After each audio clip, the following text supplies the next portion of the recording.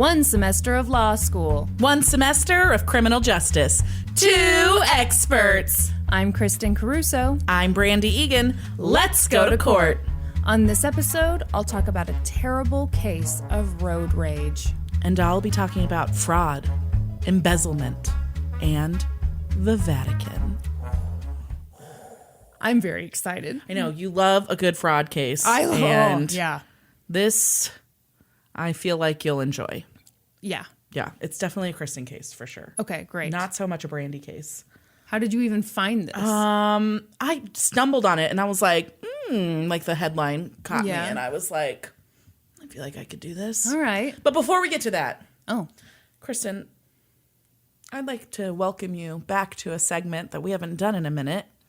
a segment of the podcast called Shit Brandi Fucked Up on the Last Episode. I'm so relieved it was you. Yes. Okay. I love this segment. So, if you'll recall, on our last episode, I was very sick. You were?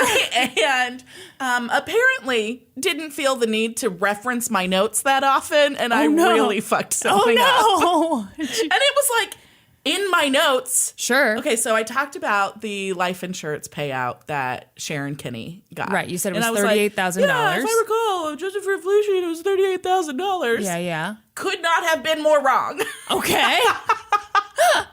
And I had this information in my notes. Did I bother to go back and reference it when we were recording that podcast? No. Absolutely not. You were looking me dead in the eyes the whole time. That's right. So, in actuality, what she got in 1961 was a $30,000 life insurance payout. Okay. Which, adjusted for inflation, was... Oh, I'm sorry. Yes. Did you mess this up Yeah, too? I did. She got a $29,000 life insurance payout, which adjusted for inflation is about $245,000. Okay. I'm going to take some of the blame on this because I sat here and silently thought, God, that does not seem like much at all. Yeah. Now that all makes sense. Yes. Way more sense. Makes sense that she could just go out and buy herself that powder blue Thunderbird that she wanted so badly. Get a new boyfriend. That's right. Yeah. That's right. So I apologize for that. I will blame my tonsil blisters. I don't know that there's ever been a better excuse. Those things were crazy. And I will say, even though we're only recording 2 days later. Yeah. Really more like a day and a half since you basically had a sleepover at my house. Yes. You significantly better. Thank goodness. Now I've turned a corner. Yeah. The blisters are subsiding. The tonsils are returning to a normal size. They are no longer touching my uvula, which is part of the vagina, as we all know.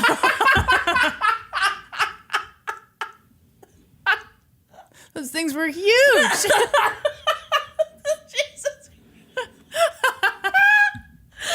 You mean to tell me uvula doesn't sound like part of the vagina? It doesn't sound like part of the vagina. For those of you that don't know, it's actually that hangy ball in the back of your throat. The clit, if you will. It's really the clit of your face. What'd you call that, your face? Fine, your head. Oh my gosh. Believe it or not, this is not being recorded after dark. This is not. We're regular recording time here. Okay, next. Yeah. Oh, okay. I also made no attempt to properly pronounce John Boldiz's last name. Yeah, we called him John B. Yeah, that's right. His last name is spelled Boldizs. And I was like, how the fuck would that even be pronounced? Well, my mother was very disappointed in me. Oh. And she said, excuse me, have you never heard of Zsa Zsa Gabor? What does that have to do with? A Z and an S together are pronounced like a Zha sound. Oh. So his last name is Boldizh. Okay, well, all right. Yes, fair enough. But, I feel like in that episode, the one who really dropped the ball on the names was me. So that brings me to my next note. Oh, no. So I got another love message this morning from Casey, my sister, about your pronunciation of Dolly's last name. So I told you that I thought it was Österreich, which is also wrong. Okay. Casey took 2 years of German in high school. All right. And so she has deemed herself an expert. Great. And she says it's Österreich. The O-E together make an I sound, like A-Y. Well, I would say 2 years of German makes her an expert because I had 1 semester of law school. Right, and I had 1 semester of criminal justice, and look at us go. So, according to my German expert sister, it's Österreich. That's so much prettier than Österreich. Not nearly as pretty as, what is it? Walburga. God. All right. That concludes this week's segment of Shit Brandi Fucked Up on last week's episode. Thank you for joining us. On to this week's mistakes. Great. Let's make some new mistakes today. Here we go. I'm going to start off by saying that this all comes almost entirely from 2 sources. An article by Rachel Ball for Crime Library and an episode of American Greed. Oh, yes. You know you're going to love it. This is kind of a good mashup because you love Crime Library. I do. And I love American Greed. Exactly. Okay, here we go. I'm it's ready. like this is our crime baby. Marty Frankel began life in Toledo, Ohio on November 21st, 1954, as the second of 3 children born to the highly respected Lucas County Judge Leon Frankel and his wife Tilly. It wasn't really a happy family. Marty had a very strained relationship with his parents from an early age. His upbringing was always characterized as unhappy and in some cases abusive. That seems to be the consensus about his life. However, members of his family would say that that's not entirely true, and much of those negative aspects of his childhood were created by Marty himself to gain sympathy. So, Okay. Who knows? Yeah. Who knows exactly. Marty was a super bright kid. He distinguished himself in school academically, but he was not very social. He was odd, and he had this view of himself where he was smarter than everyone around him. Oh, I love people like that. That's did great. nothing to endear himself to his classmates. Holy, Shockingly enough. Everyone loves a condescending ass. Yes. Great. Yeah. So up until his last couple years of high school, Marty did excellent in school. He had great grades, though he did not apply himself at all. He was able just to kind of skate by and, do very little homework, very little studying, and still pick up enough to pass his classes pretty well.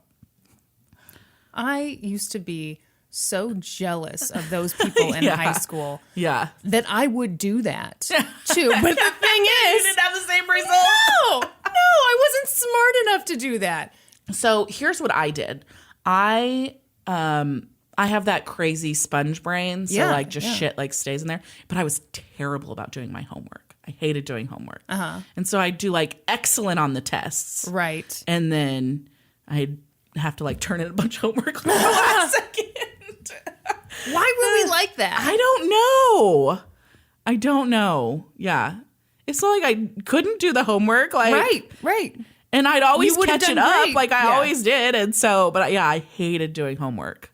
I get so mad looking back at my high school self. It was like, you ungrateful little brat. Yeah. You've got one job to do. Yes. Go do it. Yes. So, he's skating along, doing really well.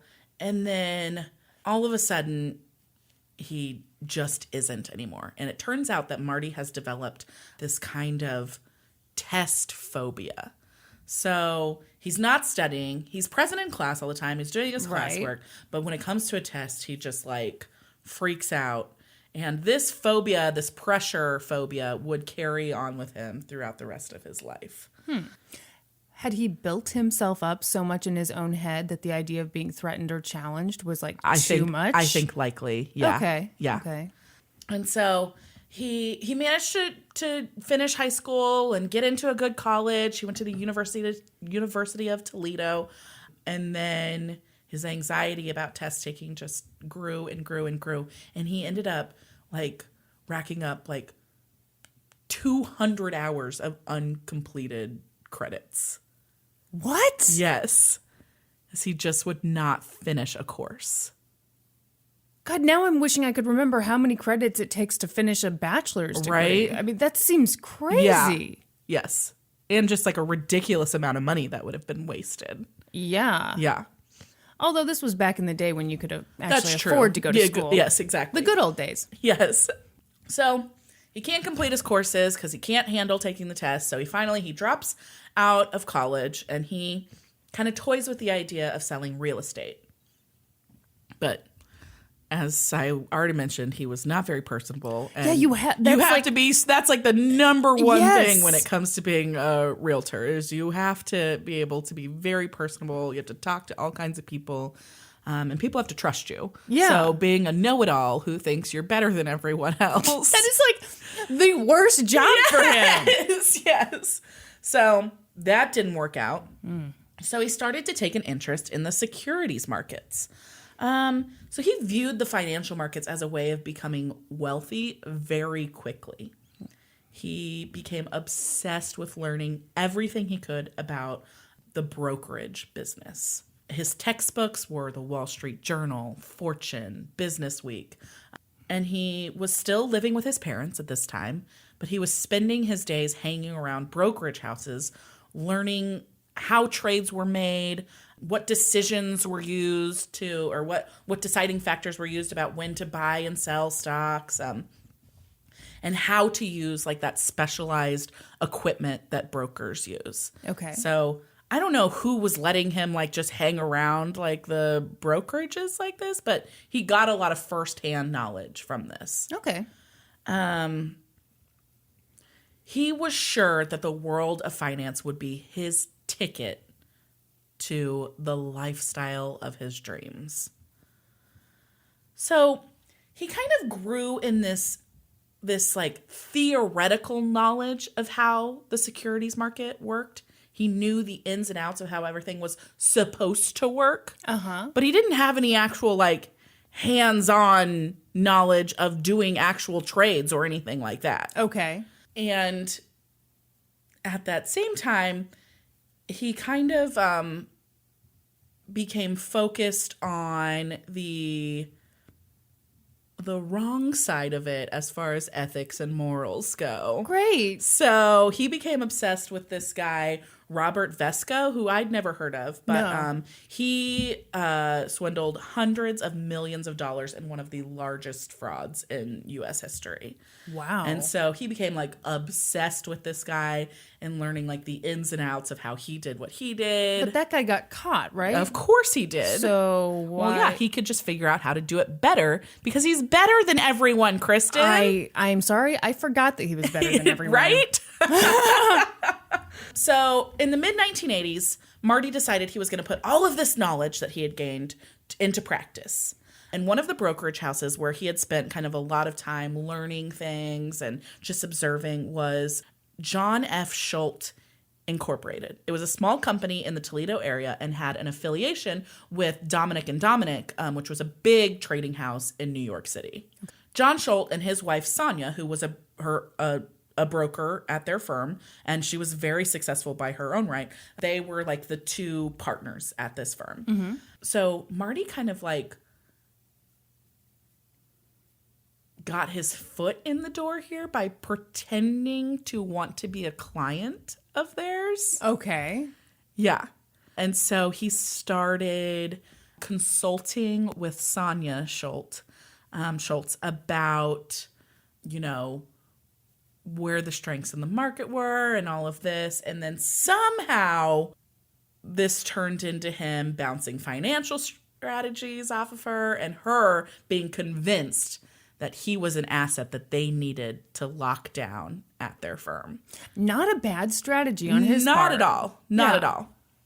But all of these hours that Marty and Sonia spent together started to have a toll on Sonia's marriage. Oh, no. John was like, I'm not thinking that I'm loving this. But Sonia was convinced that Marty was like the answer to taking their brokerage to like the next level. Because someone who thinks that they're better than everybody else can often sell themselves. Oh, sure. Yeah. Sure. Like, these are the reasons I'm amazing. You need me. Uh-huh. Yeah. And he talked a great game.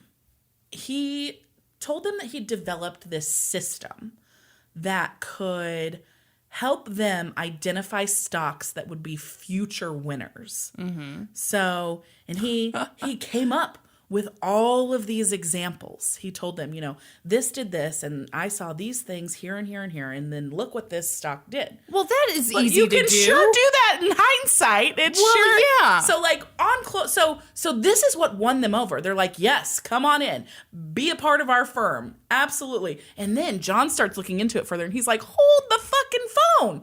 He didn't tell us about anything that is going to happen. Yeah. He's only told us about stuff that already happened. Yeah. So John quickly becomes very suspicious of Marty. As he should. Oh, you know what, Brandi? I knew that Apple would be big. Right? Yeah. Get this. Walmart called it day one. Yeah. We are geniuses. Okay, who wants to hire us? Right. Yeah, you've heard what we correctly predicted. So John realized very quickly that he'd made a mistake hiring Marty on at the firm, but Sonia didn't see it. And Marty just kept making John more and more mad. Like, with everything he did. He felt superior to everyone at this firm, even the owners of the firm themselves. Did Sonia and Marty have like a romantic relationship? Yes. Okay, there we go. And it's possible that they didn't at this point yet, but it was definitely on the on-ramp to that happening. I was going to say, you would have to have some kind of romantic feelings to either not see the red flags or to ignore them. Yeah, exactly. So even down to like the dress code, Marty just flat out ignored it. He came to work every day in like jeans and a t-shirt rather than the required suit and tie. Fucking Marty, that's so rude. Yes, it's ridiculous. All of this time, Marty just is like, keeps selling this sure shot trading system that he'd come up with. And he just keeps talking it up and talking it up and talking it up. And John's finally like, shut up! Yeah. Like, put your money where your mouth is. Yeah. You haven't shown me anything. You don't even know how to trade. You can't trade. Yeah. Things finally came to a head when Ted Bitter, who was a friend of John's, so John's, Sonia's husband, the owner of the firm, he kind of fell under Marty's spell as well. Shit. He was super impressed by Marty's talk about the market, and he put his savings in Marty's hands. Yeah. He went around John, went directly to Marty, and he was convinced that this sure shot trading system Marty had come up with would give him the money he needed for retirement. But here's the problem. John was right. Marty was all talk. Mm-hmm. He didn't have the courage to conduct an actual trade. Uh-huh. It was just like that test anxiety. He couldn't do it. Yep. He had what's called trader's block. And he was afraid that his inability to do these trades was going to cause this whole facade that he'd built up to kind of crumble, and they'd figure out that he didn't know what the fuck he was doing. Yeah. And it would have. Yeah. So he's over here trying to figure out what he's going to do about Ted Bitter, because Ted Bitter's put all of his financial future in his hands. Right. And he can't do a trade. He doesn't know what to do. Meanwhile, he's also fucking up the Schultz relationship with this Dominic in New York City. So Marty had fraudulently represented himself as an authorized agent of Dominic on leases for like the electronic equipment that stockbrokers use. And so it was like a huge deal. It made the Schultz firm look terrible. It sullied their reputation with Dominic and Dominic. And ultimately, Marty was fired over it. Oh. Yeah. Okay. And John was like, great. You're out of our life now. We can move on. I can get my firm back under control. Ted, come on back. I'll take care of your money. We'll figure it out. Like, let's move past this. But Ted still believed in Marty. He was sure that this was all a misunderstanding. Marty had told him, you know, just bear with me. I'm going to get you this money. I promise. And so now Marty's on his own with his one client, Ted Bitter, who's John's friend. Yeah. And he starts his own brokerage business out of his parents' house. Boy. Yeah. So this will tell you how great he was at being able to talk his way into anything. He convinced Chicago's LaSalle Street Securities to let him be their representative in Toledo. Yeah, so this is like a very well-established securities firm. And he convinces them to let him be like a remote representative for them. Wow. Yes. And so with that, he formed Winthrop Capital, a corporate entity that would allow him to pursue this venture. And it was just a bullshit nothing company. I mean, it makes me think of the Wolf of Wall Street. Yeah. Like he just created it on paper one day. Yeah. But this time Marty went further than just fraudulently signing lease agreements when he didn't have the right to do that. He actually used the name and social security number of a friend without the friend's knowledge or consent and listed that person as the president of Winthrop Capital. Why? Because he would be protected then if he wasn't the president of the company. What an ass. Yeah. Yeah. If this backfired, if somebody found out that this wasn't real, he wouldn't be the one whose name was on it. Yeah. Yeah. That's nice. Yeah. So as part of his partnership with the LaSalle Street Securities, Marty took out these big yellow page ads. And so it's like 1986 by this time. So that's a huge advertisement, like a way that people are doing advertising at that point. Yeah. You know, nobody even knows what a fucking phone book is anymore. But at that time, that was a huge way to get word out about your company. And so he took out these yellow page ads and claimed to be the only brokerage that insured its accounts from losses in the Toledo area. Insured its accounts from losses. So these are 100% protected investments. There's no such thing as that. No such thing. But it's just like that one case that you did. Remember, you did the same thing. Yeah. But you tell people, like, this is a sure thing. Your money's safe. That's all they want to hear. Yeah. Because the scariest thing about investing is the risk. Absolutely. But, like, you can't... Yeah. Okay. Yes. So this is going well for him. He's getting calls and whatever. Yeah. And by 1986, an opportunity came up from a contact that Marty had made when he was working back with the Schultzes. Mm-hmm. So this guy, Douglas Maxwell, heard a wildly fanciful account of how successful Marty was. And he agreed to link up with Marty to create the Frankel Fund, which would be an investment partnership fund in which a limited number of partners, so there was like a cap on how many people could get in this, and they all had to invest at least $50,000 each. Marty would then bring this fund to his sure shot investment plan and turn that money into a ridiculous amount of wealth. Okay. For all of these people. Okay. So this guy, Douglas Maxwell, gets involved. And then Ted Bitter gets involved. And then this new client who had responded to one of the Yellow Pages ads, his name was John Herlihy. He gets involved. And all of these people They have a minimum of $50,000 to invest. So you know what they have? They have wealthy friends that they can also bring. Yes, of course. Because who has $50,000 of disposable income that they're just going to throw at this? Right, besides me. Yeah, and that's the end. Yeah. Yeah. So Marty was running the Frankel Fund out of his bedroom in his parents' home. But none of these people knew that. Of course not. Yeah. How old was he? Gosh, I don't know. So he's born in 1954. So by this time, he's in his 30s. Okay. Yeah. Yeah. By this time, things are going pretty well. He's managing to like sell this Frankel Fund as a real investment, and nobody's asking for their money back yet. So it's working. Mm-hmm. But Marty knows that where the real retirement money is Florida. And so he needs to move to Palm Beach, Florida, and there will be tons of investors there. And this guy, Douglas Maxwell, has a ton of partnerships in Palm Beach, Florida.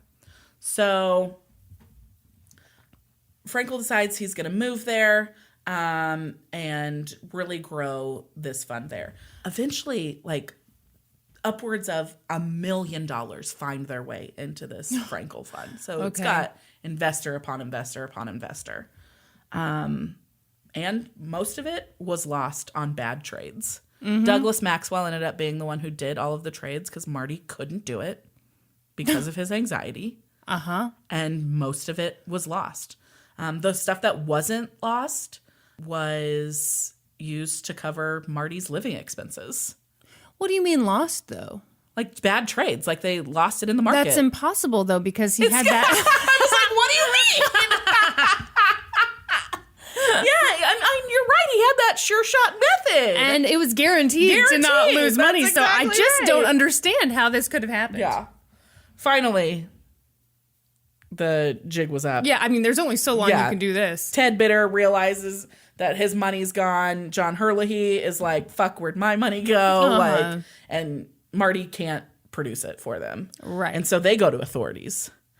In a panic to try and keep this from going down, Frankel managed to like round up a certain amount of money and pay off the biggest investor to the fund.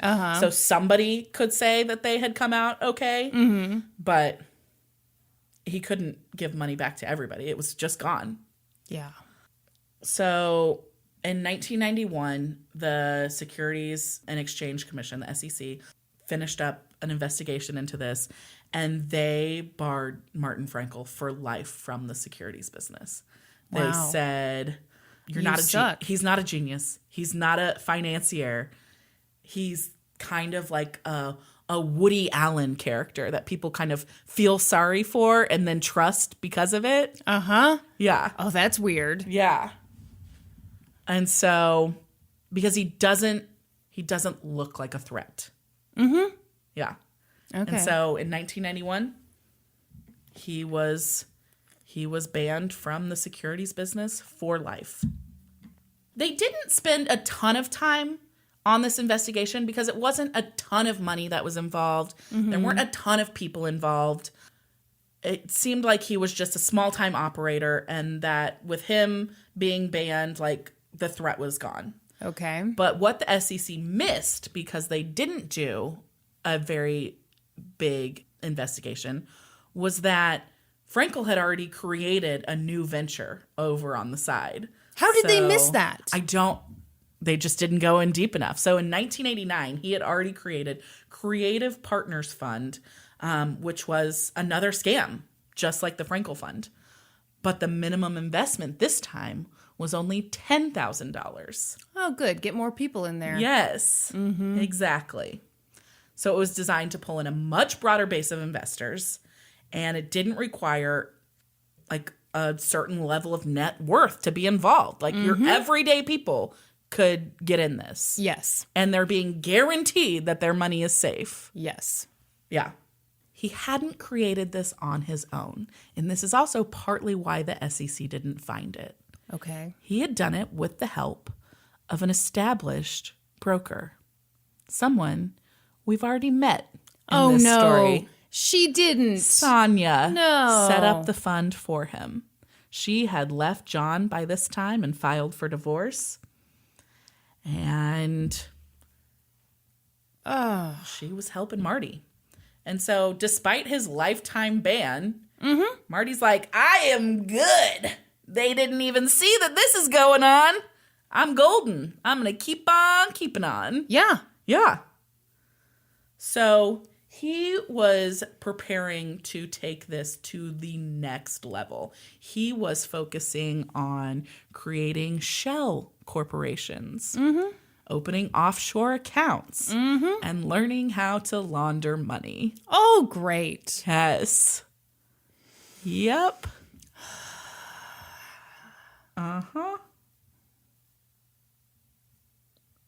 So at some point in 1991, Marty met this guy, John Hackney, who was a Tennessee businessman, and he had some banking experience. Okay.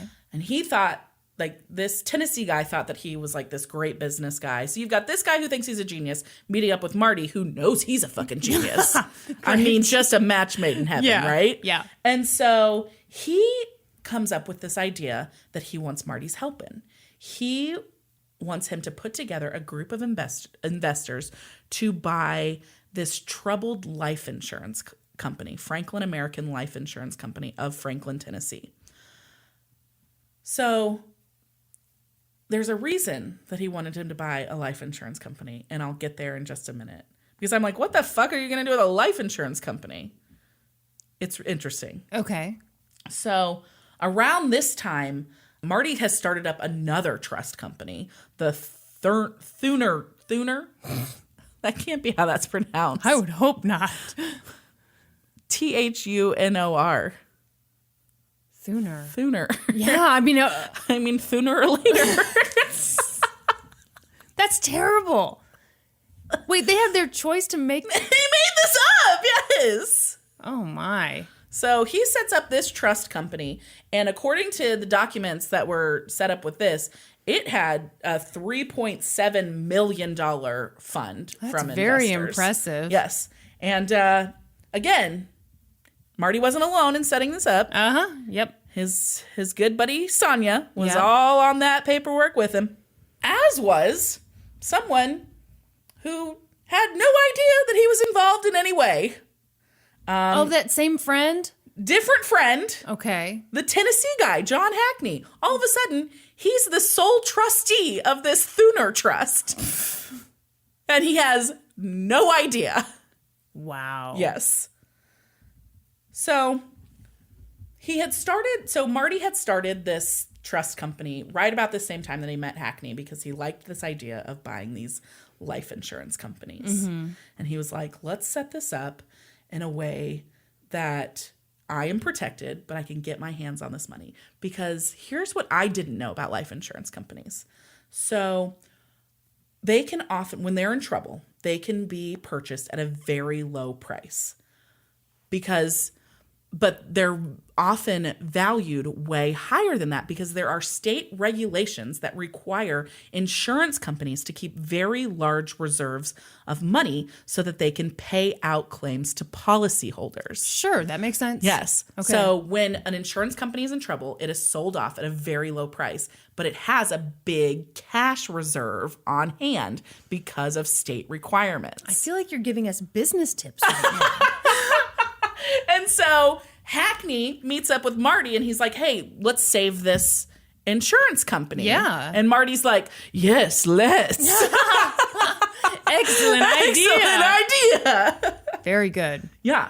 And so we're talking about millions of dollars in reserve funds. So like he could buy a life insurance company for like $48,000, and it might have $48 million, and it might have $150 million in reserve money. Holy shit. Yeah. Yes. How is that even possible? Because that money wasn't allowed to be included in the valuation of the company, because it is set aside specifically for the policyholders. And they can't touch it to save their own business. Correct. Okay. Correct. Okay. Yes. Isn't that interesting? That's fascinating. Yeah. So then you got this scumbag coming in here and he's like, I don't care what they say. I'll take all the money. Oh, my God. Yeah. So the plan was to use the large reserve funds from after an acquisition to buy another insurance company. So you take the reserve, you buy another one, you buy another one, you buy another one. This is working out so great for us. Let's buy as many as we can. Yes. Yes. So the trick was to deceive the regulators into thinking that the reserves were untouched, which required a lot of creative money transfers from company to company because they were completely looting these reserves. Sure. Because Marty wanted to build this insurance empire. And then he also was using that money to fund this lavish lifestyle that he had always dreamed of. Yeah. So it's like you buy a company, he had gotten super good at figuring out how to funnel the money so that the watchdogs wouldn't notice it. And he'd completely deplete those reserve funds. Yep. So the first insurance company to be purchased under this scheme was the Franklin American Life Insurance Company. And he purchased that in October of 1991.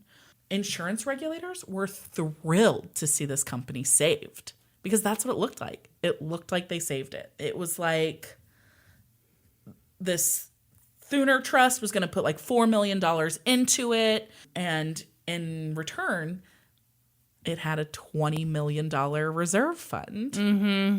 Yeah. So the first thing he did after acquiring this first insurance company was to shut down the Creative Partners Fund. He didn't need that anymore. He pulled some money out of the insurance company, paid off those investors. This is small potatoes. Yeah. I'm done with that. Yeah. I'm on to bigger and better things. Oh, my God. I'm not dealing in tens of thousands of dollars anymore. I'm dealing in millions. Oh, my God. Yeah. So this has become, at this point, a giant Ponzi scheme. Yeah. It's huge. The scale of which they're not even sure of to this day. They don't have an exact number of how. It's somewhere between, are you ready for this? Yes. $200 million and $1 billion. What? Yes. Because it just kept growing and growing and growing. And it just snowballed. Yeah. Yeah. That is crazy. Yeah. I think it's crazy that they can't get an exact, like. I know. And then it would be that big a range. Yes. Yeah. Holy shit. Yes. But it was simple. Investors give the investment company money and expect a profit. And they, are given breadcrumbs along the way. They're like, of course, here's your money. Of course your money's doing well. Yes, look how well you want to pull some out? Absolutely. Yeah. As long as no one wants to pull all of their money out. Yep. Yes. Yep. So this keeps going. More insurance companies, more people are involved.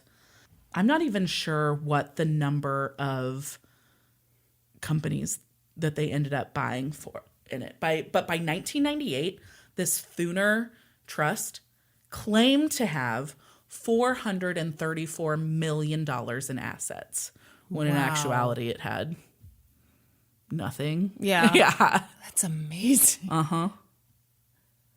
Yeah. Isn't that nuts? I'm sure this guy's personality got so much worse after you've been caught and nothing really happens to you. And then you go on and make something so much bigger. Yeah. Yeah, you would think you were the biggest genius in the world. Yeah. Are you ready for this next part? I'm waiting for the Vatican. We're here. Okay. We're here. And this is the craziest shit I've ever heard. Okay. So things are going really well. He's got this empire built, but it's not enough. He decides that he needs to set up a charitable foundation that has visible links to the Catholic Church and the Vatican. The exact reasons for this obsession are not clear, but most likely it's that he thought that if he could link the biggest business in the world, that it would offer protection of some form. Yeah. Like at the end of the day, the Catholic Church is the largest business in the world. And they're really good at covering up bad stuff. And so he thought that this would lend an air of respectability to his business. Yeah. Legitimacy, respectability. Yep. Absolutely. And he may have even believed that it would make it easier to buy larger insurance companies. If he had the backing of the Catholic Church, it would maybe make people do less investigation into him when he's looking to acquire something. Absolutely. Yeah. Absolutely. Yes. So Marty spent a lot of time researching individuals that he thought could help him, like, get this idea going. Mm-hmm. Eventually, he found 3 prominent people that he deceived into putting their reputations, careers, and futures on the line for him. Thomas Bolin, Father Peter Jacobs, and Monsignor Emilio Colagiovanni. Monsignor? Monsignor. So Thomas Bolin was actually a lawyer, and he knew a lot of people. He was a close personal friend of President Ronald Reagan. Like, okay. He was he was a super conservative guy, but he was very well respected and his ties to the Catholic Church were very well known. Sure. Father Peter Jacobs was considered a celebrity priest in New York. He devoted his life with great success to the poor and downtrodden in New York City. He was known as Father Jake, and he was known as kind of a liberal priest who was well connected in Rome, though he spent most of his time in New York City. He was actually a good friend of Gloria Steinem and Norman Mailer. Oh, wow. Yeah. Well, yeah, he'd have to be a liberal priest then. Yeah. Okay. And he served for many years as a chaplain to kids in a Harlem high school. So he was very involved in some good things in New York City. Okay. And then Monsignor Emilio Colagiovanni, he was a elderly judge emeritus of the Roman Rota, which is a church tribunal. I don't know much about the Catholic Church, I'm sorry. So I don't know what the fuck it means. But and he also was the president of the Monitor Ecclesiasticus Foundation, which was some kind of foundation that was established in Naples in 1967. So what would these 3 distinguished men... Why would they spend their time talking to Marty Frankel? Money. The answer, of course, is money, Kristin. Yeah.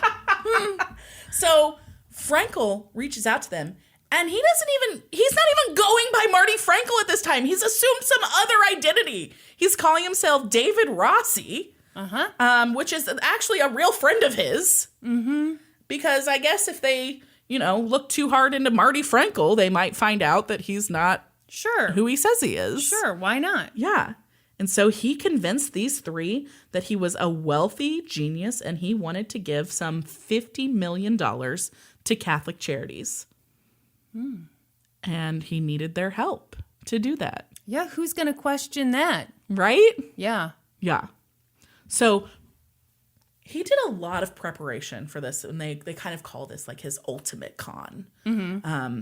He became an expert on the Catholic Church and on St. Francis of Assisi. He sent his employees on missions to scour bookstores and the internet for every possible volume they could find on the subjects. Dozens of books on St. Francis and other Catholic saints filled Frankel's library. And he watched Franco Zeffirelli film about St. Francis over and over and over again. He wanted to know everything he could and recite it at the drop of a hat. Yeah. He could give a complete recitation of the 13th century saint's life, and he could discuss all of the details of every bit of the Catholic Church. He knew it all, inside and out. Mm-hmm. He could answer any question any of these three could come up with. Huh. But I'm willing to bet that they didn't have that many questions for him, right? No, I'm sure they didn't. Yeah. So he pitched it as this idea of setting up the St. Francis of Assisi Foundation. And it seemed like a good idea. They were impressed with Frankel, a.k.a. Rossi's, knowledge of Catholic saints and institutions, and promised to help introduce the proposal to decision makers in the Vatican. They're like, we're taking this directly to the source. We got you. Taking it to the man with the biggest hat. Yes. But by the time that meeting in Rome took place, the idea had changed a little bit. The foundation would be headquartered in Liechtenstein, and it would have secret bylaws designating Rossi as the original grantor of the $55 million endowment. $50 million of those funds would be forwarded to a U.S. brokerage account, which, of course, Rossi would, have full control over. Sure, because he's so good at managing money. That's correct. That's correct. And then the other $5 million would, of course, Kristin, would go directly into an account that was controlled by the Vatican. Yeah. Of course. That seems like a good split. Yeah. Yeah. I'll take this $50 million, and then you guys can control this $5 million. So as if that didn't get shady enough. Yeah. Rossi added another stipulation that said their agreement will include that the Vatican's promise that the Vatican will aid Rossi in his effort to acquire insurance companies, and it would permit a Vatican official to certify to the authorities, if necessary, that the source of the funds is the Vatican. Wait, say that one more time. So there was a stipulation in this agreement that the Vatican, if they started this fund, the Vatican would then help Rossi, Frankel, acquire more insurance companies. And that, if needed, the Vatican would say that they were paying for the insurance companies rather than Frankel. That is so unethical. Yeah. And the church agreed to it. Well,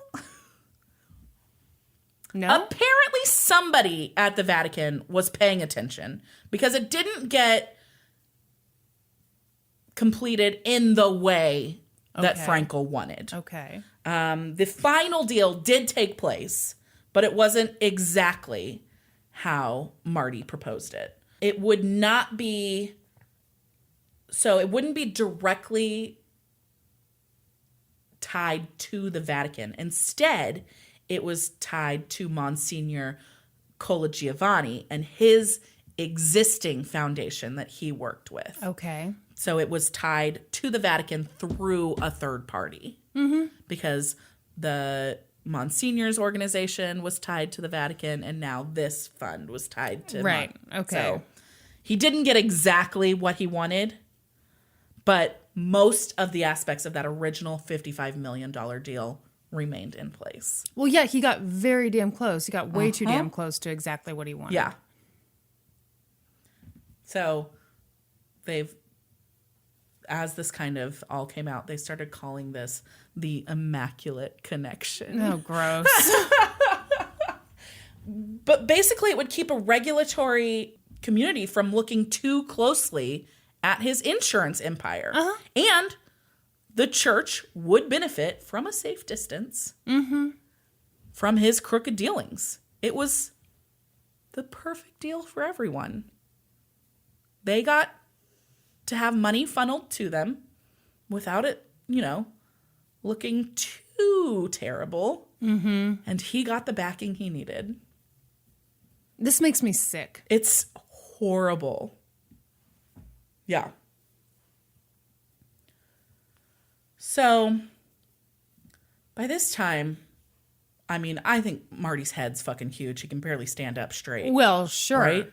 So he has just started. His whole life, he wanted to be popular. He wanted to be liked. He didn't have anything to offer in the personality category. But now, he had the thing that can make up for a lack of personality. Money. Money! That's right. Yeah, he was quoted as saying, money buys love. Oh. Yes. Boy, honey. Yeah. Ooh. So Marty had not had a sexual relationship in his life until Sonia. Like, so wow.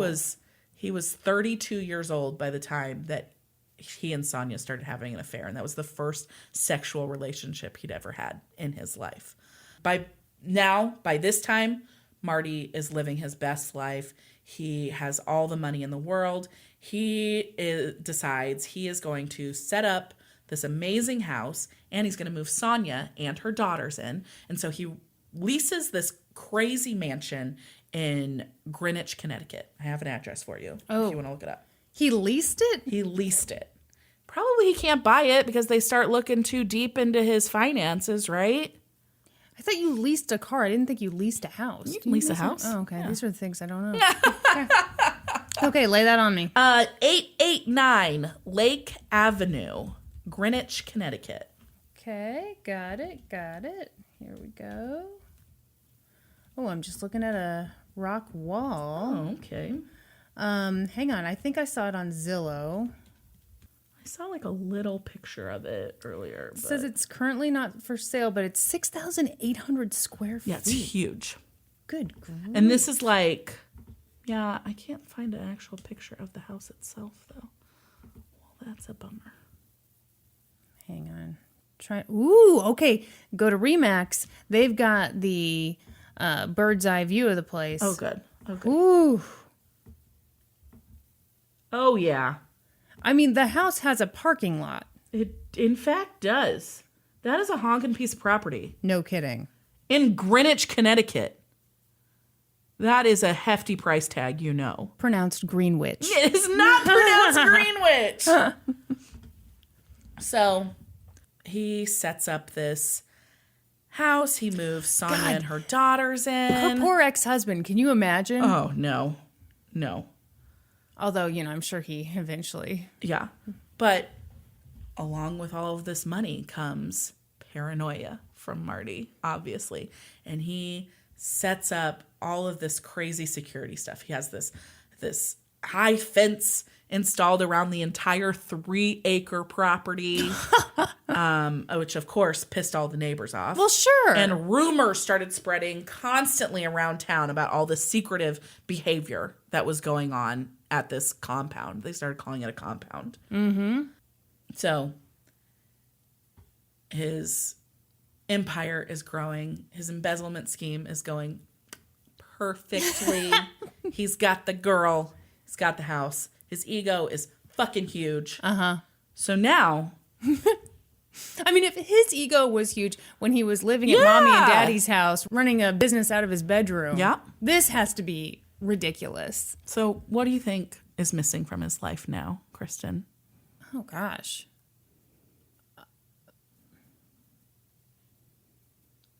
Well, I mean, could be a mistress. Mm-hmm. Could be, I mean, for me, it'd be a dog. You haven't mentioned a dog. More stuff? You were close on the mistress. Okay. Kinky sex, Kristin. Oh. He's missing kinky sex. I should have guessed it. You should have. So this dark side of Marty starts to emerge. And he became obsessed with S&M and group sex. So he sets up like this other house on the same street in Greenwich. And he basically is running a brothel out of it. The neighbors are pissed. Can you imagine? And you've got a multi-million-dollar house, and then next door is a brothel for some weirdo. Yeah. Oh. Sonia's pissed. Yeah. Yeah. There were just young women of all forms coming in and out of this house. One was shaped like a star. All forms. He was putting ads in the paper, like S&M ads, and people were responding to them and coming to the house. There was just like girls everywhere. Like they called it his harem. Like it's just disgusting. Yeah. Yeah. And it was just escalating and escalating and just... I'm sorry. The woman's name is Sylvia, right? Sonia. Sonia knew about this. Yeah.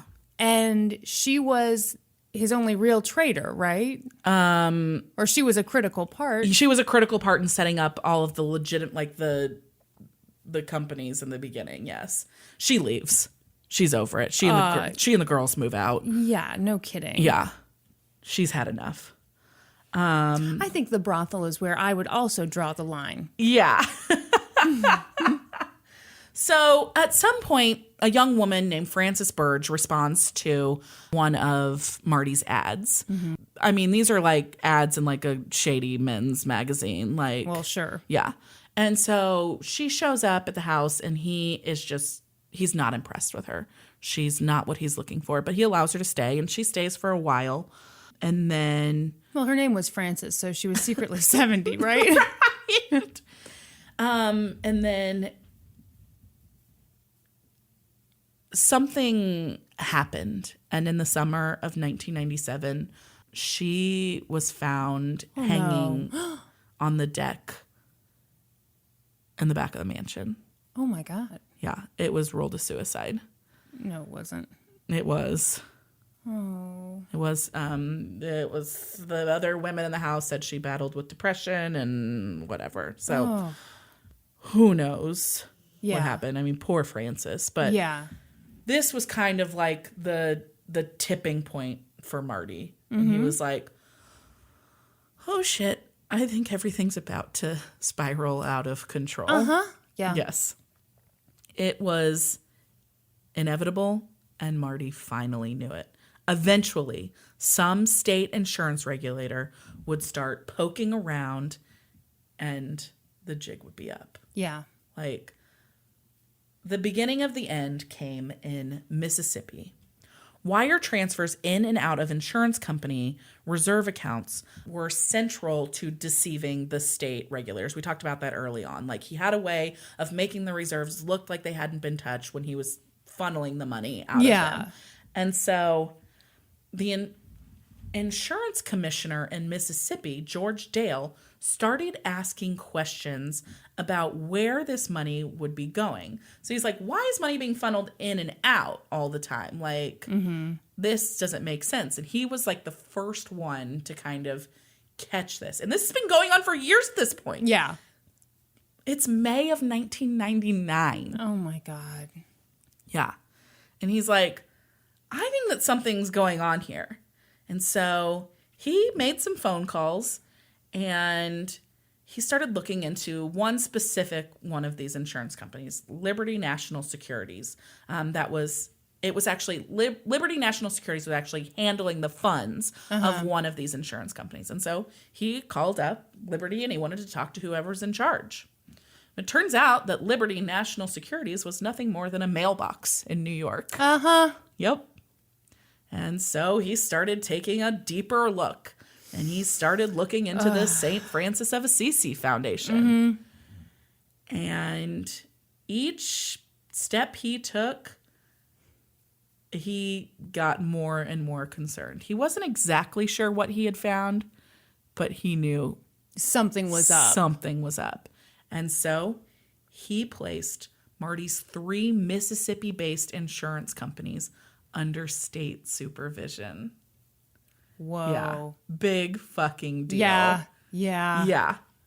So it all came tumbling down in May of 1999. So Marty suddenly had to make all of these plans. He started delegating key tasks to his colleagues. He had false passports made. He got fake identities made. He gathered several $1 million in diamonds. That's what you need. He had cash. He had hideouts organized. He gassed up a private jet to make his escape out of the United States. All the while, he had his astrological guide with him, telling him what his next move should be. What was his sign? I don't know. I bet he was a Scorpio. Can we look it up? Yeah, well, we know his birthday. Okay. His birthday's November 21st. Is that a Scorpio? I think so. Shut up! I think it is. Scorpio date site. Okay, hang on. October 23rd to November 22nd. Knew it. Ooh. Knew it. Is it because you're also a Scorpio? Yeah, so we are the assholes. We're the assholes with the big egos. That's correct. Brandi. You're supposed to be like, no. So, just a couple days after those Mississippi companies were put under observation, or what did I say they called it? State supervision. Okay. State supervision. Marty, along with two of his girlfriends / employees, maybe. Well, you can buy love. Fled the United States and headed to Europe. If obviously he doesn't get away with this, but he's an idiot for not getting away with this. If you can't get away with it and you have your own private jet, no fucking shit, and you right? have millions of dollars, you're an idiot. Yeah. So at his mansion, he left behind all kinds of crazy shit, like burnt papers and all kinds of records and a handwritten to-do list. And task number 1 was escape, launder money. No. Followed by get money to Israel to get back in. So you're kidding me. No! He left behind his plan! Like, what an idiot! Who writes launder money on a to-do list? Yeah. So he also left behind one of his astrological charts, which was designed to help him answer the following questions. Will I go to prison? Will Tom turn me in? Should I leave? Should I wire money back from overseas? Will I be safe? What do you think the answer to those questions are, Kristin? Well, I'm thinking the authorities were like, great, who's this Tom guy? We got to go find him. 4 months went by with Marty Frankel on the run. He was not really on the run. He was shacked up in a posh hotel in Germany thinking he was... Such an idiot. Yeah, a fucking idiot. Like, he was just hanging out with that girlfriend / employee named Cindy. They, like, so 4 months have gone by. They've had this great dinner. It's like 11 o'clock. They're laying in bed in this posh hotel room. And Marty sits up and he's like, what was that? And he says that he heard a noise at the door. And Cindy's like, you're being ridiculous. And he's like, I think they're coming to get me.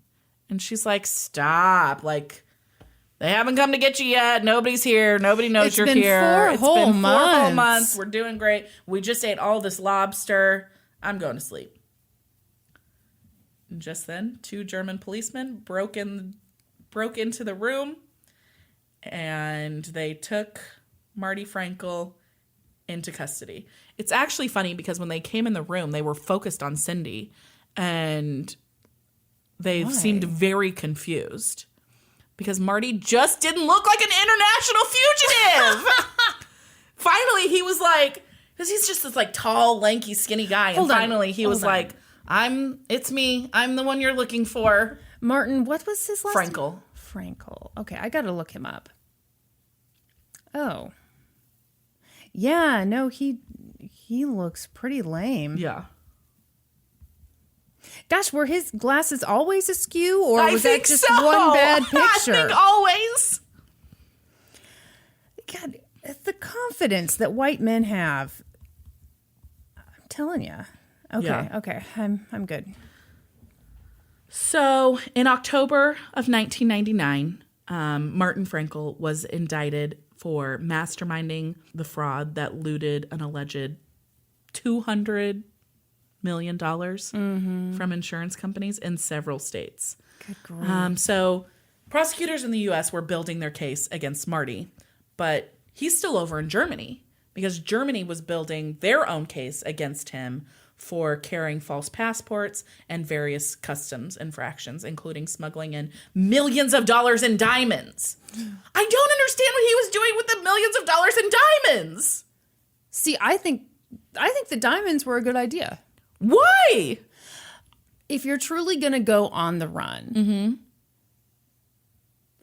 you could use diamonds to get whatever currency you need. You don't have to go through a bank. I mean, like, it's not a terrible idea. Yeah.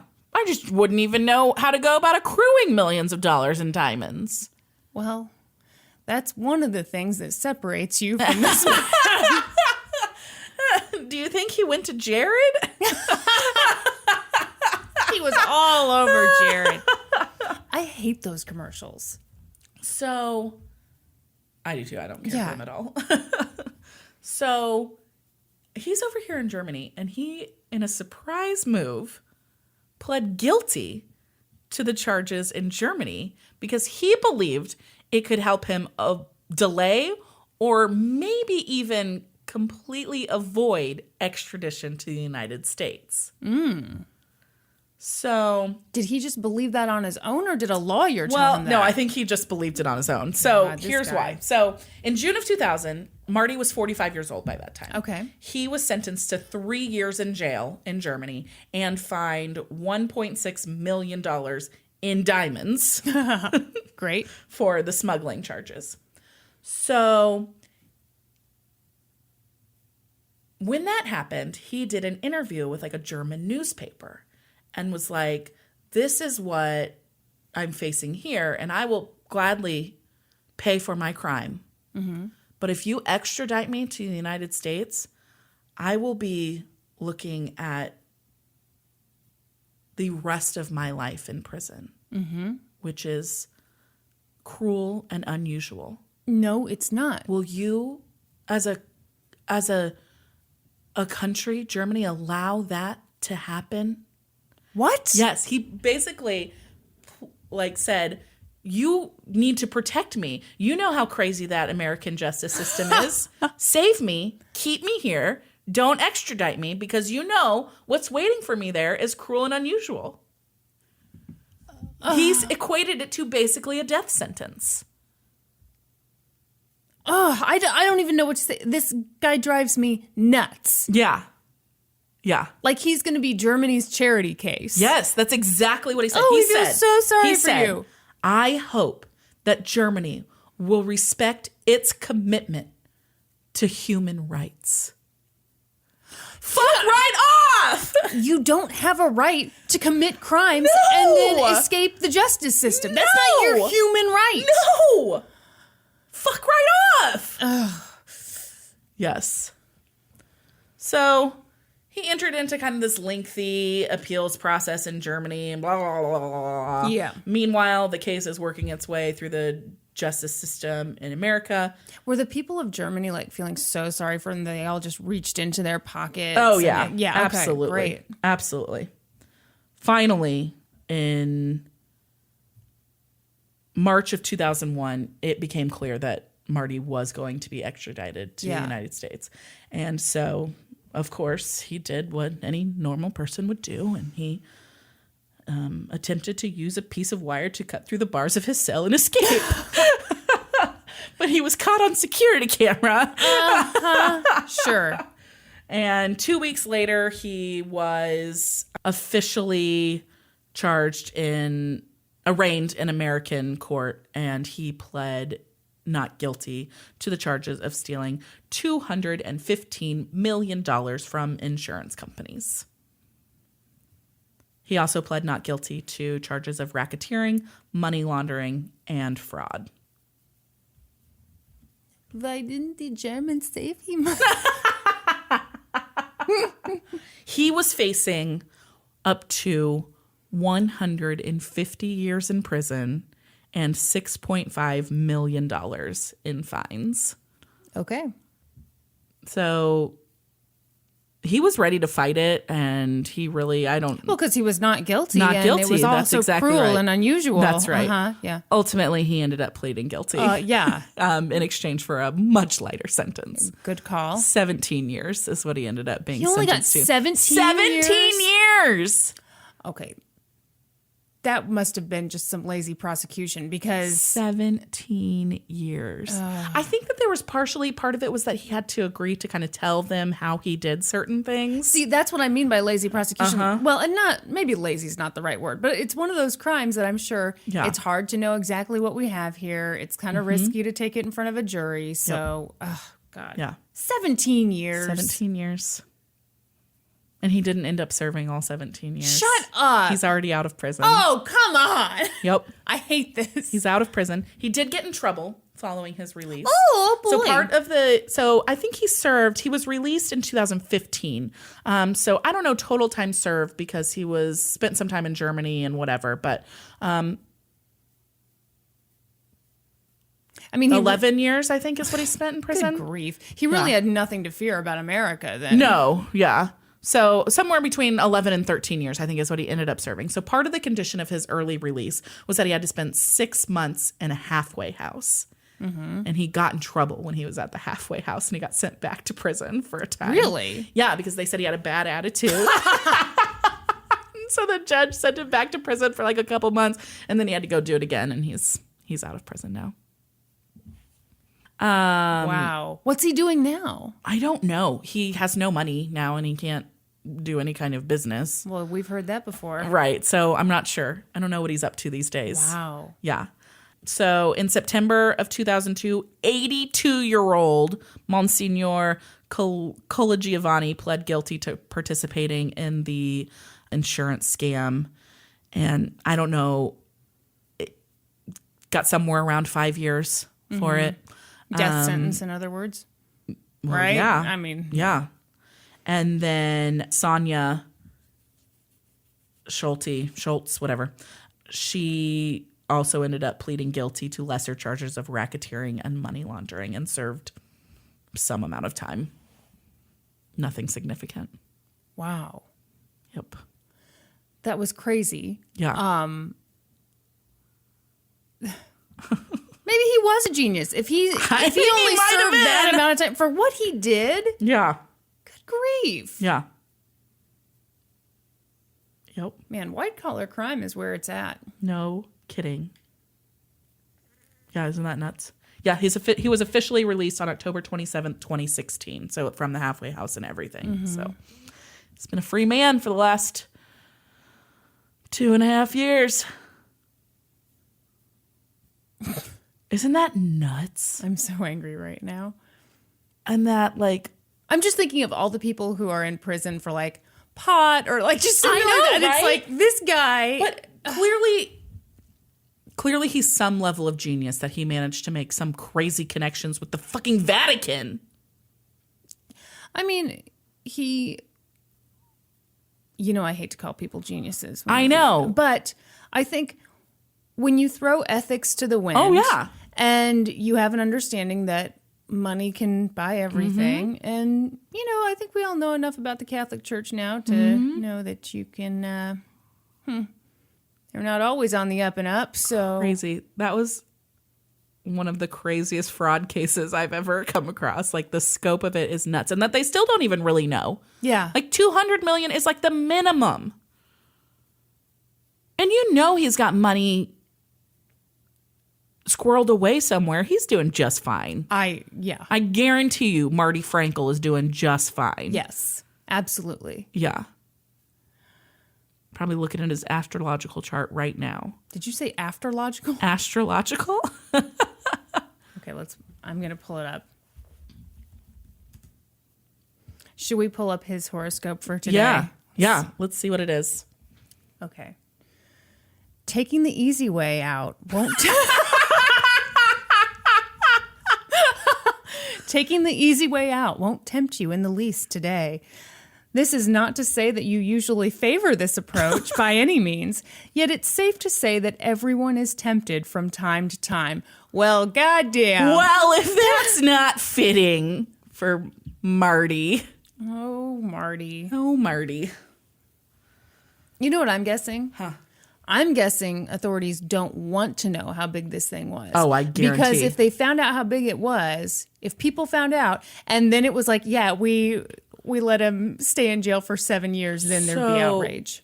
There is actually, let me see if I can find this quote that I was going to read. I skipped over it earlier. When they kind of did like a deep dive into this and figure out what the fuck happened. Uh-huh. So Congress looked into this. So Congress's General Accounting Office in September of 2000 looked into this, and they placed the blame on how this got so out of control and so missed. They placed the blame squarely on state insurance regulators. So Congressman John Dingell of the House Commerce Committee wrote, "This travesty occurred because state insurance regulators were either too blind to see or too unwilling to acknowledge the scam Mr. Frankel perpetrated.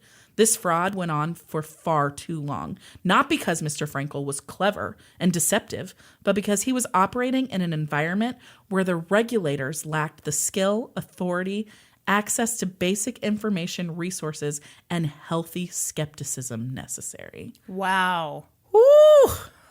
Woo! Yeah, not good. No. Okay, I'm going to run to the bathroom. Yes. I will be right back to talk to you about road rage. Ooh! Okay. It was February 11th, 2000. Sara McBurnett was driving down the road near San Jose International Airport with her 10-year-old dog, Leo, in the car. Leo is a Bichon Frise. Mm-hmm. So one of those super cute little fluffy I have white a funny dogs. story about that. Okay, what is it? My mom and I were at a pet store one time, and it was like one of those gross pet stores that has like the puppy mill dogs in it. But I think we were buying fish. We definitely weren't buying a puppy mill dog. Okay. Anyway, we were looking at the dogs, and there was this girl there with her mom. She was like a teenage girl, and she looked at one, and she goes, "Mom, is that a bitchin'?" In a way, it was. That's cute. Yeah. So Sara and the bitchin' were heading down the road, and they were going to the airport to pick up Sara's husband, who is a pilot, when all of a sudden, this SUV cut them off. Sara says she couldn't help it. She accidentally tapped the SUV's bumper. Mm-hmm. You know, it happens. Mm-hmm. So both vehicles pulled over. Sara sat in her car, gathering her license, registration, and insurance. But the driver of the SUV jumped out of his vehicle, and he stormed over to Sara's car and started yelling at her. She rolled down her window and apologized, trying to say, "Hey, I didn't mean it." But, this guy was pissed. He was just this, angry 20-something-year-old white guy yelling at her. Uh-huh. And the apology did nothing. He was enraged. Leo hopped up onto her lap, wagging his tail. Uh-huh. Pause. Yeah. Is something going to fucking happen to Leo? How dare you, Kristin? And that's when the man reached through Sarah's... I'm sorry. Reached through Sarah's open window, pulled Leo off of her lap and out of the car. The man threw the dog into oncoming traffic. What the fuck is the matter with you? I'm not the one who did You it. picked this case. You know I can't handle dog stuff. I thought about warning you. Traffic was heavy that night. Sara freaked out. She says she loved Leo like a child. Oh, God, I regret doing this one. The look on your face. I'm so sorry. So she ran into oncoming traffic to try to save Leo. But before she could get to him, he was struck several times. What is the matter with you? I'm so sorry. I'm looking at your face right now, and I feel terrible. I knew this would be... Are you going to make me watch A Dog's Purpose next? No. I don't think anyone should watch it. There's a new one, A Dog's Way Home's out now. You want to check that out? I would never... Listen, Marley and Me, I watched that one time, couldn't handle it. No. I can't do any of those. Okay, so Leo's fucking dead. Great. Well, not yet. No, he's just been hurt really badly by several cars. He's been struck several times. So Sara was able to reach Leo. She brought him back to her car. By that point, the man in the SUV had sped off. She rushed him to a veterinary hospital, but Leo died on the way there. Of course he did. Sara was traumatized by the whole ordeal, As was obviously. Brandi. As was Brandi, just hearing about it. She says she was so overcome by grief that it didn't even occur to her to call the police until a few days later. Mm-hmm. But she did. By that point, a lot of people who'd been on the road that day and witnessed what that man had done had already called the police. Because can you imagine if you saw that happen? No, I can't. I mean, that would be so traumatizing. I could have lived my whole life and never heard that something like that had happened. I'm sorry. You've been doing so well lately. I just wanted to drag you back down. Bring me down. So Sara told the police her story, and soon enough, word got out. Sara worked hard to find the man who killed Leo. All she really had to do was tell her story. That was enough to get people involved. Soon, donations poured in. Someone created a website to monitor the story and give updates on the quest for Leo, which back in the day, setting up a website in 2000, people cared. Yeah. Police gathered descriptions from eyewitnesses, and they had a sketch artist work on a composite of the man. Sara told them what she could. He was a white guy, probably between 20 and 28. He had a goatee. He drove a dark SUV with Virginia plates. Mm-hmm. But it was tough. Sara's description wasn't the same as some of the other witnesses. And no one had memorized the license plate. Mm-hmm. But the public rallied around Sara. Within just a few weeks of telling her story, they raised $40,000 as a reward for the arrest and capture of the angry white man. As the story became more widespread, so this is where... Okay, I'm going to say this next part. A lot of people questioned why so much money was being raised over a dead dog when there were so many other worthy causes. This became like a big thing in the press. Like, they'd tell the story, people would freak out, and donations would pour in, and then, people would freak out about, like, what about missing children? What about this? What about that? Yeah. What are your thoughts on that? I think you'd never... Yes, there are probably more worthy causes, but you don't know what... People get drawn in on cases like... on stories like this. And yes, people want to help. Yeah. Like, yes, there are more worthy causes, but I don't think it's unusual. It's funny because as I was reading this, I started feeling myself a little like... Wow, all this. And, I'm obsessed with my dog. I love my dog to death. But I was kind of like, ugh, I don't know. But one of the things I really dislike is when people are like, why are you doing that when you could be doing that? Why are you giving to that charity when there's also this other charity? Yeah. It's like, shut up. Yeah. People are trying to do something nice. Mm-hmm. People are trying to right a wrong. Yeah. Quit it with your gatekeeping. That's right. Is that an example of gatekeeping? It's not. Is it? Might be. Should we look up an official definition? Gatekeeping is when you're like, you can't be cultured unless you can tell the difference between, blah, blah, blah, and blah, blah, blah. Yeah. So the activity of controlling and usually limiting... Yeah. Maybe not. I don't know. I just don't like it when... Yeah. Yeah. Okay. Weeks went by, but nothing was really happening. Police had hundreds of leads, but none of them were the right guy. Turns out, it's really easy to say, hey, I found an angry white man. Very hard to say, I found the angry white man. Absolutely. Sara got frustrated. She went on Oprah. She talked about what happened, and police got 80 more tips. But time kept marching on. 80 specifically? Yeah, that's what this article said. Who am I to question? Should I have said 83? I don't know. The reward fund grew to more than $120,000. Okay. Yeah, that seems like a lot, right? It might be excessive. Finally, after a 14-month investigation, police got a tip that led to a man named Andrew Burnett. He was an out-of-work telephone repairman. Yeah, I'm with you. Okay. And he was 27. Mm-hmm. He was already in jail. Oh. For what? Turns out, he'd been charged with stealing thousands of dollars worth of equipment from his former employer. Oh. Why do people steal at work? Then you lose your job. You lose your job and you get in trouble with... Yeah.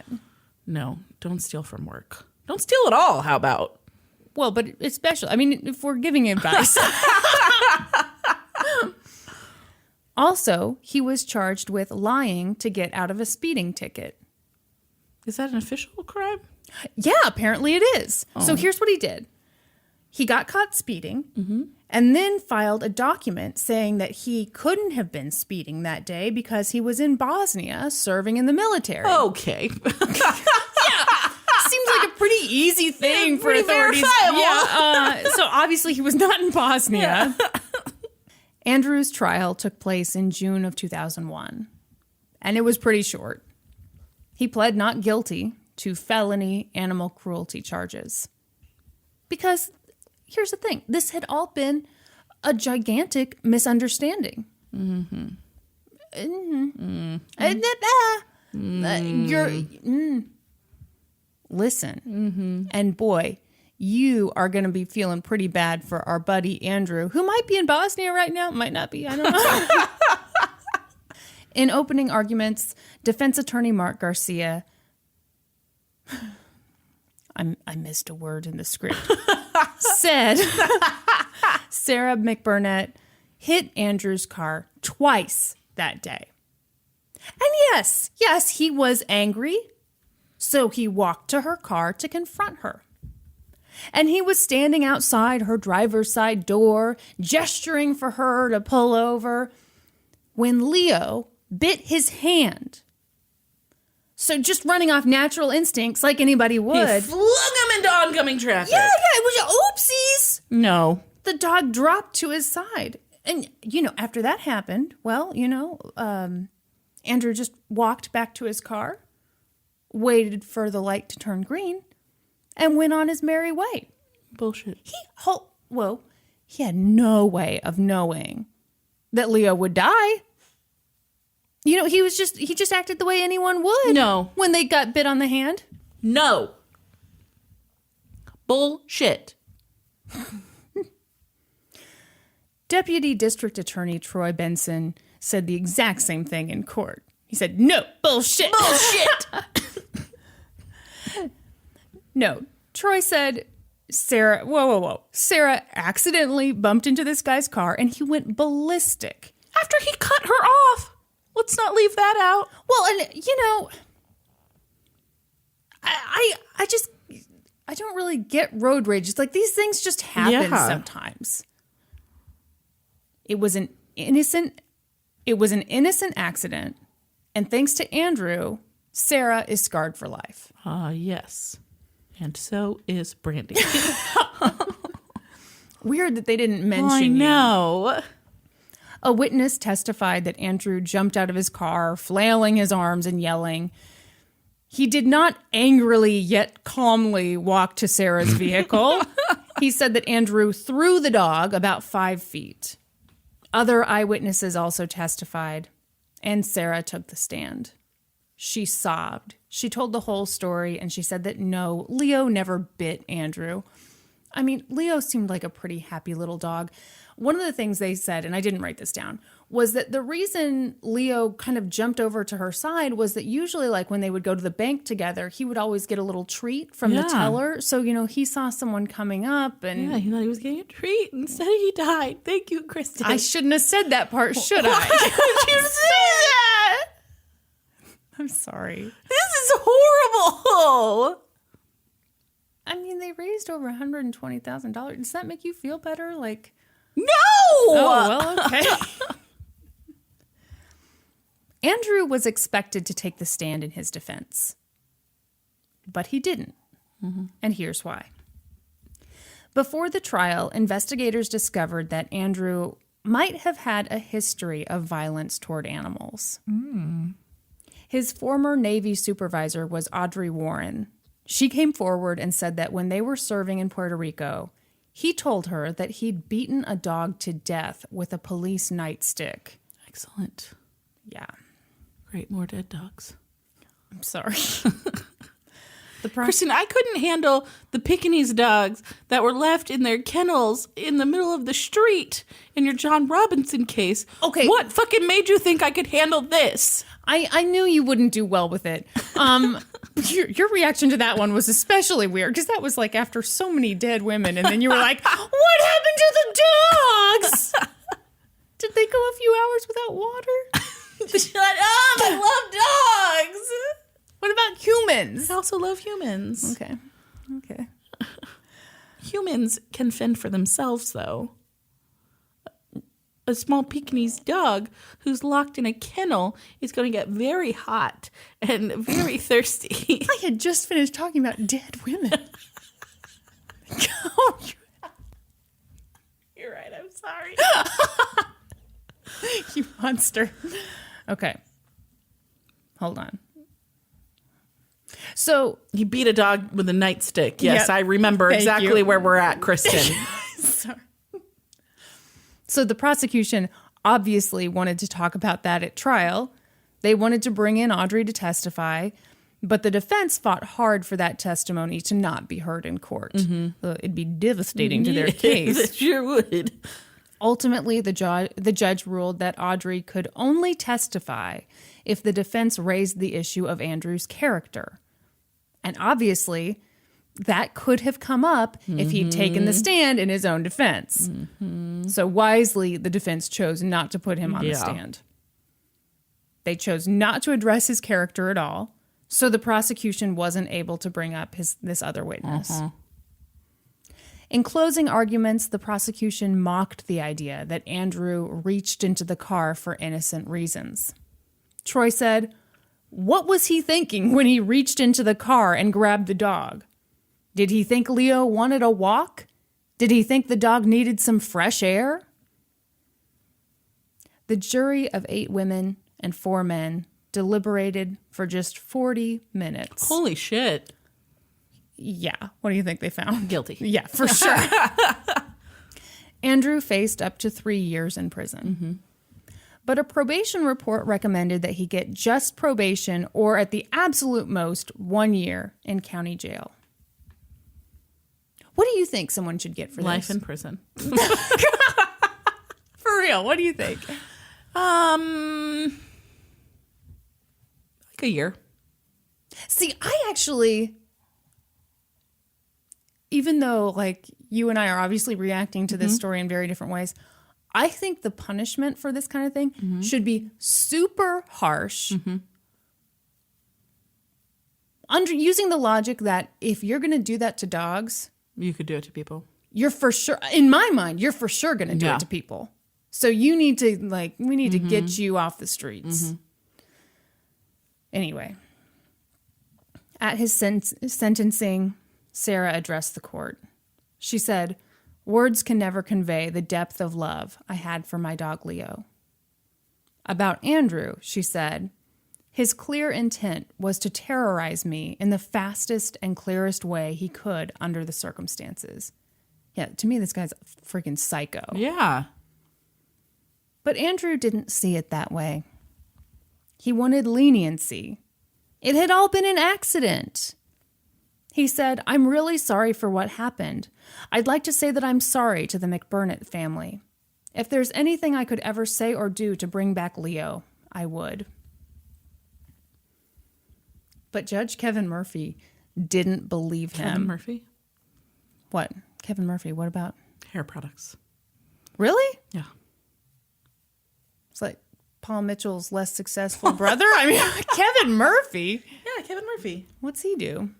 He makes hair products. He's a celebrity stylist. Oh. Should I Google him now? I mean, are you questioning me? Very sleek packaging. Yeah, I love the packaging. Oh. It's very pricey stuff. Good God, it sure is. Yeah. Ooh. This is why I haven't heard of him. Okay. But Judge Kevin Murphy, with his perfect hair, didn't believe Andrew. He said this was not an accident. And on top of that, he didn't even believe that Andrew was sorry. Mm-hmm. The judge said, to describe his story as unbelievable is being polite. It is insulting to my intelligence. It is insulting to the intelligence of anyone who thinks.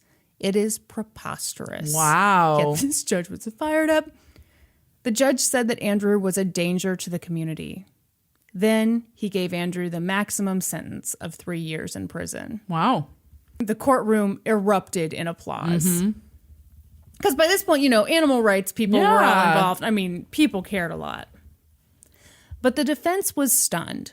Defense attorney Mark Garcia said he couldn't believe the verdict. It was Andrew's first offense. This was unprecedented. Mark said that the public outrage about this case basically meant that the deck was stacked against his client. Why? He couldn't get a fair trial because everybody was so mad. I feel more like, no, the thing your client did kept him... Yeah, it's like terrible. Yeah. No! Fuck right off. Yeah. That's like your guy being like, I did something terrible and now people want to punish me for it. People are being so mean. So please don't call Marty Finkel my guy. My guy. So Andrew went to prison, and pretty soon he went to trial for his other convictions. But I ask you, are we done here? No, what happened with the $140,000? Do we find out about that at all? Oh, I don't know. Okay. All right. Hopefully it went to some good cause. That's why I want to know who gets $140,000. I'm sure. I think at one point she might have hired a private investigator. I don't know, though. Okay. But I hope it just went to an animal shelter Good. somewhere. Me too. Lots of dogs ate off of it. I hope so. Okay, perfect. Okay, are we done here? No, certainly there's more. In February of 2003, Andrew was still in prison, and he was not loving it. It's my stomach. How many episodes? It's the ones where I go last. I know. And my stomach is just why haven't you fed me in 2 hours? Cheese dip. Well, that's the problem, is that we talked about the nachos before we recorded. We shouldn't have done can't that. do that. Okay, well, we should stop and explain. Yeah. Like a day and a half ago when we were together, you were like, we were trying to figure out where to go to dinner, and you were like, I can do anything except spicy food. Yeah. So I woke up this morning craving some chos. And I was like, nope, put that out of your head. There's no way Brandi's going to be able to do that. And then you came and bestowed the gift on me. Yeah, that my blisters are healed enough that I can eat nachos. So anyway, I've just been thinking about nachos this entire time. Yeah. Okay, anyway. So Andrew's in prison, not loving it. He has no nachos. He has no nachos. And you know what I bet he had? If anything, he had those disgusting nachos where it's just like chips on a cookie sheet, shredded cheese. Oh, yeah. And no, those are not nachos. No. It has to be the melty, goopy mess. You need cheese dip on them. Yes. Yeah. People these days. Get out of here with your shredded cheese nonsense. Yeah. Okay, do you remember when we first started the podcast? We were like, let's try a different nacho place. Yes. We went to a different nacho place. I was so mad. We got nachos. Shredded cheese nachos. No cheese dip. We have not been back. Obviously, we've not been back. Yeah. That makes me so mad when they do the shredded. Here I was getting like, people who are caring too much about this case. So angry about shredded cheese right now. Anyone who puts shredded cheese on their nachos, minimum 3 years in prison. You know they're going to try to kill somebody one day. So Andrew knew exactly who to blame for his predicament. Sara McBurnett. And the media. Is he going to sue her? So he said to himself, let's go to court. Holy shit.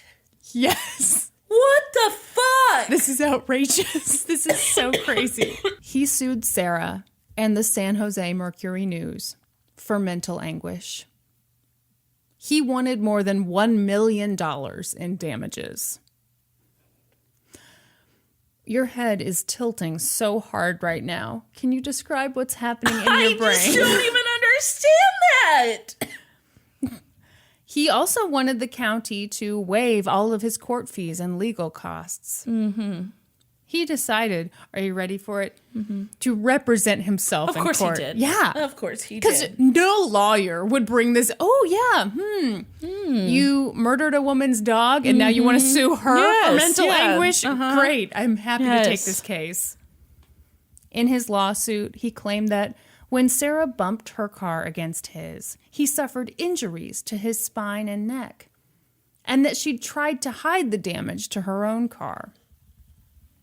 He accused the San Jose Mercury News of knowingly and maliciously printing libel about him.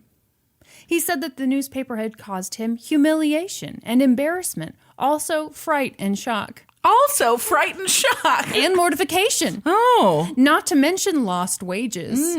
Which is an out-of-work phone repairman. Yeah. So, give me a fucking break, right? I will pay you your salary. You were in jail. You were in jail when they found you. What money were you losing there? Sara was pissed. Mm-hmm. When reporters asked her for comment, she called Andrew a pathological liar. This was widely considered to be like the definition of a frivolous lawsuit. Which is the irony that we just did that McDonald's hot coffee case where everyone's like, this is frivolous. Yeah. No, this is frivolous. I believe it was thrown out. I wasn't able to find anything more on it. But I mean, come on. That had to have been thrown out. Gosh. But I ask you, Brandi, are we done here? Obviously not. What happens now? You know something? Andrew really never should have gone to prison in the first place. He was for sure innocent. So he appealed. He claimed that there hadn't been enough evidence against him, and he claimed that his actions hadn't killed Leo. It was the cars? Okay. Yeah.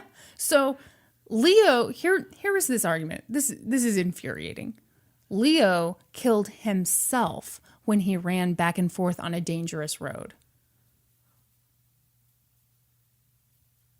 Yeah. You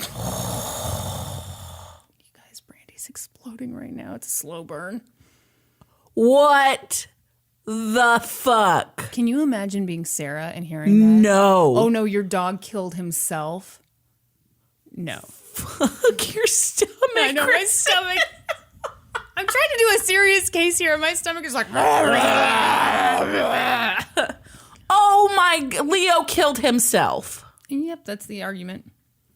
Also, the district court diminished Andrew's credibility when they admitted evidence that he'd beaten a dog to death in 1995. So I was curious when I saw that, because what I read in the newspaper articles was like that testimony wasn't allowed. I mean, it was like allowed, but only if the defense had brought up. So I don't know if maybe some of that got in there or what. But anyway, Andrew had an issue with that, his previous record of being shitty. But the appellate court was like, dude, shut up. They upheld his conviction. And that's the story of a horrifying case of road rage. That was terrible. I knew you'd hate that one. I know. I'm sorry. You know what, Kristin? I read a case this week and I was like, Kristin will love this. I'm going to cover this. And you read a case and you said, Brandi will hate this. I must cover it. Okay, let me tell you something. Norman was the one who came up with this case. I was like, oh crap, I need to find a case. And he found it for me, so blame Norman. I'll never forgive you, Norman.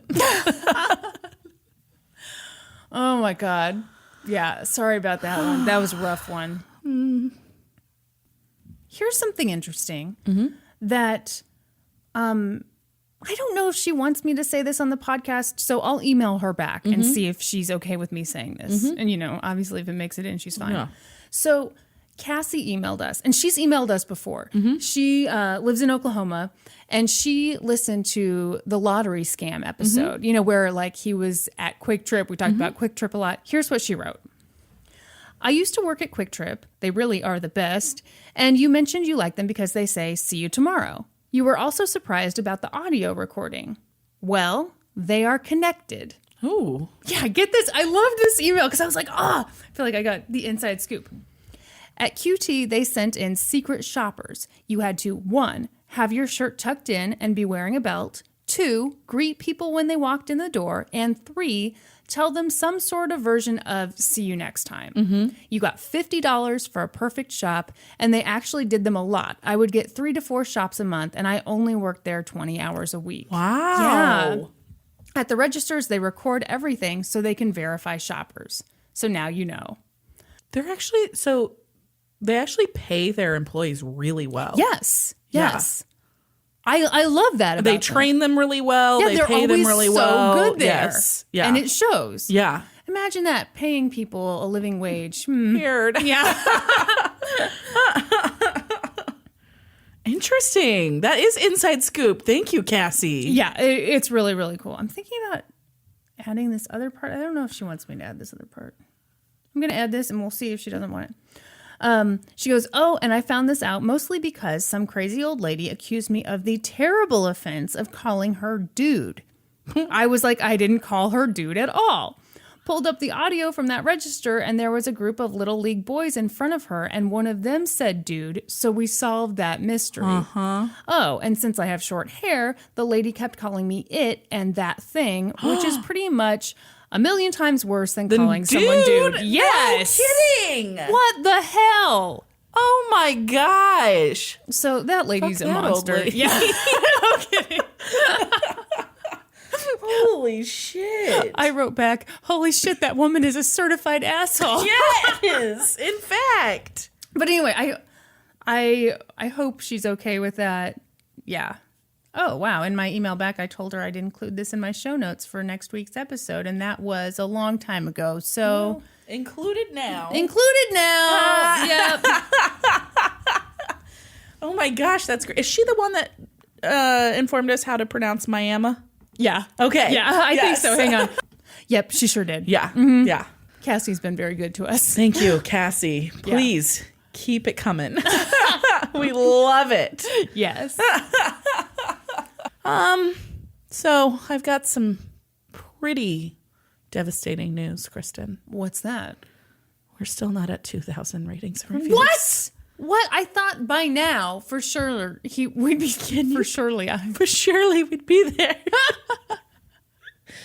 Nope. Sad to report that we're nowhere near it.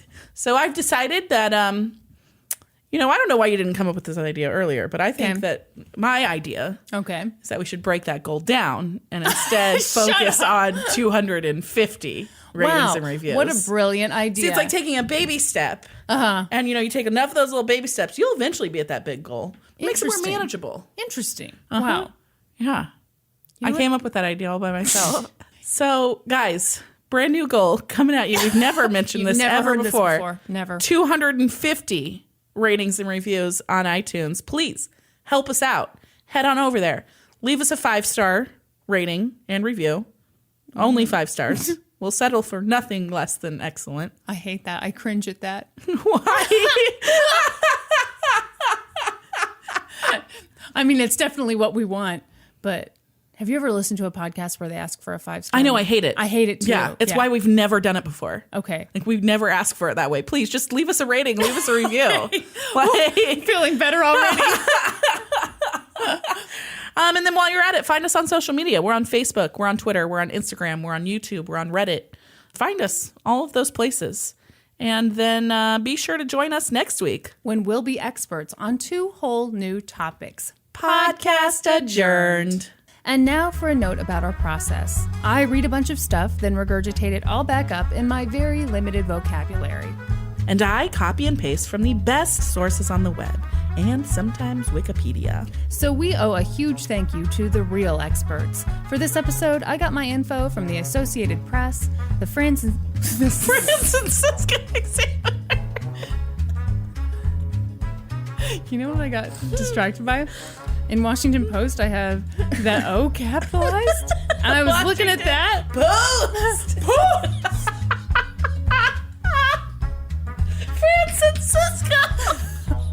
You've never been? For this episode, I got my info from the Associated Press, the San Francisco Examiner, the San Jose Mercury News, the Washington Post, the LA Times, and CNN.com. And I got my info from an amazing article by Rachel Bell for the Crime Library, as well as articles from CBS News, the New York Times, and an episode of American Greed. Well said. For a full list of our sources, visit lgtcpodcast.com. Any errors are, of course, ours, but please don't take our word for it. Go read their stuff.